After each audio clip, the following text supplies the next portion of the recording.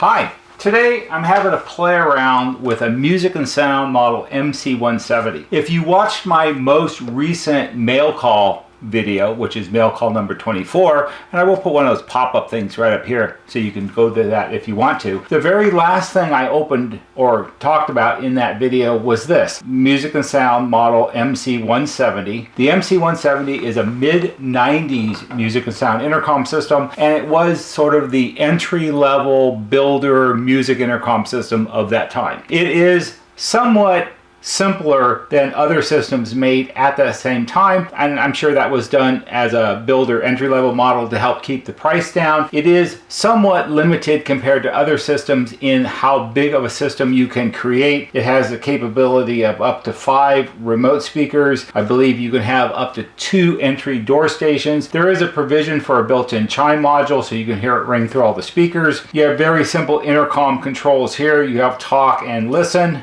and you have door on, and then you do talk and listen to talk to the door. And then your input selector switch, you have 3. You have AM radio, auxiliary. There is an auxiliary jack on the back where you could have installed a cassette player or something like that. And then you have FM radio. And over here, you have your pretty standard controls. You have a tuning knob which tunes the analog tuner. It's the type that when you turn the knob, the pointer moves left and right and you tune your radio stations in. You've got a radio volume and radio, it's also an on-off switch. You have intercom volume adjustment here and speaker volume for the speaker that's built into the MC170. When this came in, it came in from a fella in Lincoln, Nebraska. There's a label on it that says this unit works except the chime plug does mute music, but chime doesn't ring through. And in the mail call video, I sort of supposed that because it came from a music and sound dealer service guy, that it wouldn't have been a chime module problem, because you would naturally, if you have a chime problem on an intercom, the first thing you would do is try another chime module, and because he's a professional, I was working on the assumption that he would have done that. I thought about it overnight, and I decided, since I had a little bit of time today, that we'd have a little play around with it and see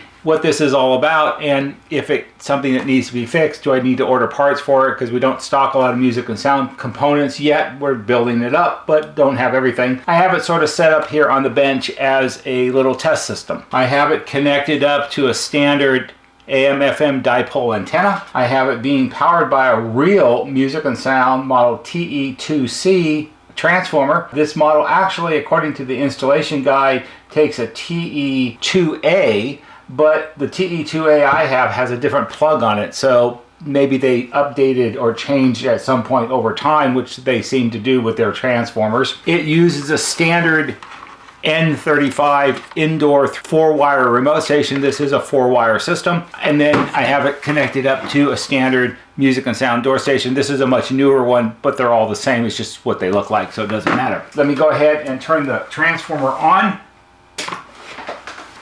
You can hear it go pop pop as it powers up. And what we can do is turn the radio on, and we should tune it to some station.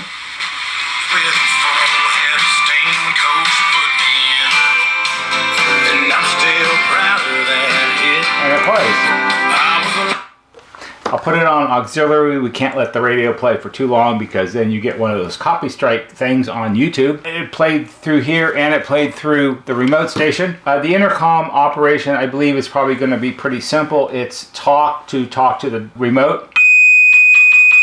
And if we turn this down, we can eliminate the feedback. And then on the remote speaker, you would have talk to answer back.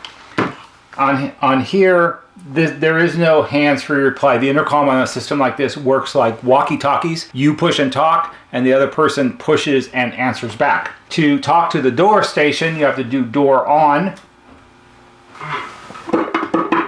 And it's in automatic door listen mode. And then if you want to talk to the door, you push the talk button down and you talk to the door. So that's pretty simple. Works the same way here on the remote. Door on is listen. And then to talk to the door, you push both buttons down and you can talk to the door. So it's pretty easy. You have room control switches here for your 5 remotes. You have 3 positions. You have on, off, and monitor. Monitor lets you listen in to a remote. So we'll put number 1 on monitor, and that works also. So as I would say, as the label says, everything does seem to work correctly. So now what we're going to do is we're going to plug in a Chime module. This is actually a mid-90s music and sound Chime module. They're all the same as far as I know. You can tell what era it's from, I think, by the color of the plug connection on the end. These have this sort of brick red connection, where later on, by the time you get to the early 2000s, these are white, as is the socket on the set. So I'm going to go ahead and I'm going to plug this in. I'm going to break the rules. Oh, no, I guess I won't. You should always turn your system off when you connect a Chime module to it, because the 4 wires on the Chime module, 2 wires are power to power the board, and the other 2 are the Chime tones that come out. And you really shouldn't plug it in when it's live, because you risk shocking the Chime module. One thing to know about Chime modules is this device right here,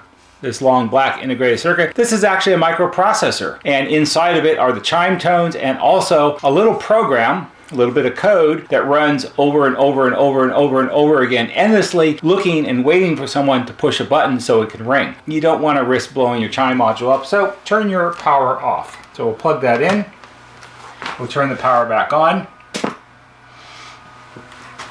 And let's go ahead and see if it rings. Now, this is an 8-note Chime module, so you have 5 screws. The orange screw is common, and then I believe it's 8, 4, 2, and 1 notes. So this is the best Chime module that they made at the time. The complaint is the Chime plug does mute the music, but the Chime doesn't ring through. So let's go ahead and turn the music back on for a second. And let's ring the Chime.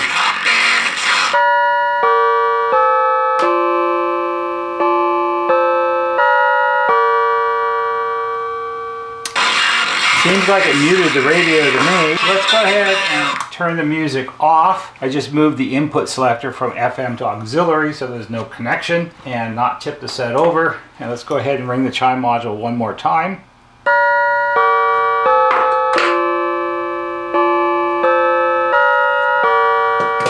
Seems to work fine to me. So this actually is a little disappointing, because I was hoping that it was actually going to be as the label said, and it would be something that I would have to repair. I will leave this on the bench and let it run for a while in case it could be a problem that shows up after it's been on for a day or two, but I seriously doubt that. It's a nice little intercom, and one of the things I noticed as I was recording this is that on the tuner display here, if we go back to FM, you've got this little red LED light that lights up here on the tuning scale, and as you tune stations it goes off and on. As you tune into strong stations it lights up, and actually if you get off station just a little bit it dims very slightly. It's not super a lot, but it's pretty good. It's just a nice little touch that they added into the design. They didn't have to do the red LED. They did it because they thought it would be beneficial or make it easier for people to use the system. That's a nice little touch. So there you have it, a little play around with a music and sound mid-90s model MC170. It's not a bad little intercom. It works pretty well. The tuner seems to be fairly sensitive and pulls stations in pretty well. It's not as good sounding as other models from that time. Has a smaller speaker in here. It has a much simpler design. It's all on the back. It's all basically one circuit board. It's a fairly compact design, but also it probably had a fairly compact price. I hope you found this interesting, and maybe for someone it'll be helpful. If it is,